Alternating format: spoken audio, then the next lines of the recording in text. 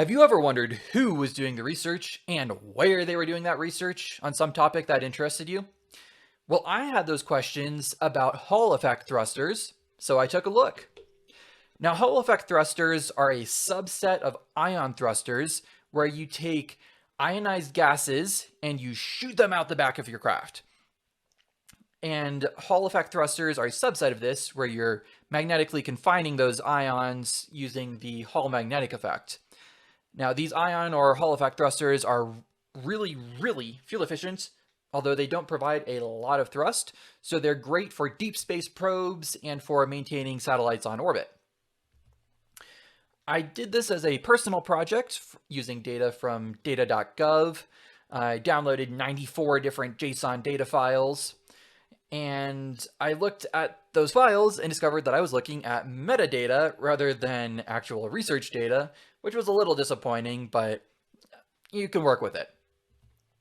There are 3 different types of research centers. You have your lead research centers, your support research centers, and your responsible research centers.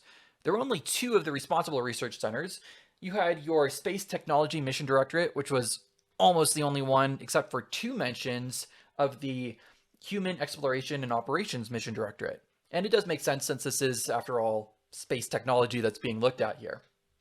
The cities was also a spot that got me a little surprised here because, as you see here, this is not the typical NASA locations for cities, but it makes a little more sense as you go into this a little bit further. There was only one NASA agency that was a top 5 lead research center, specifically the Glenn Research Center. And it does make sense a little bit more as you look at it because Busek Company built the first flight US Hall thruster. So that makes sense on why they have so many different research pieces here. And then E-beam and Colorado Power Electronics focus on high voltage systems. There were also 3 NASA agencies that were top supporters: Glenn Research Center, Jet Propulsion Laboratory, and the Marshall Space Flight Center. I wanted to do sentiment analysis on the titles and descriptions, but it didn't work for me because the tidy text algorithms that I was using were built for prose, so they work great on books, and they do not work at all for titles and descriptions.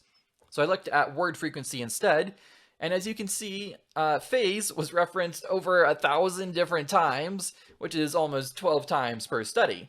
And it does make sense because there were 21 studies that were in phase 2. You can also see here the small business innovation research and the small business technology transfer were where most of these studies were being done under. This was the funding umbrella for this. So this wasn't so much that NASA was doing the research itself, but rather that it was funding research from smaller companies to look into new technologies. The titles and the descriptions, when you look at word clouds, there's not a lot of difference between them, which is pretty cool because it shows a pretty neat similarity between the titles and the descriptions on your research projects. It also looked like most of these studies were started in the early 2010s in June or January. So if you want to start a study, start it at the beginning or the middle of the year. There were a very small group of directors and a large group of principal investigators. Jason Kessler had 73 different research projects that he was directing. So one guy in charge of 73 out of 94 of those. Kind of crazy. And then principal investigators, there were only 46 of those spread across all 94 of the studies. So that was a little bit more even there. Very interesting.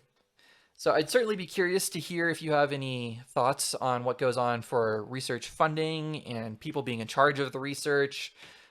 If this sparked some curiosity further that you'd like investigated, if just anything else in general related to this thought-wise, put those down in the comments below, and I look forward to further conversations with you there. To the stars!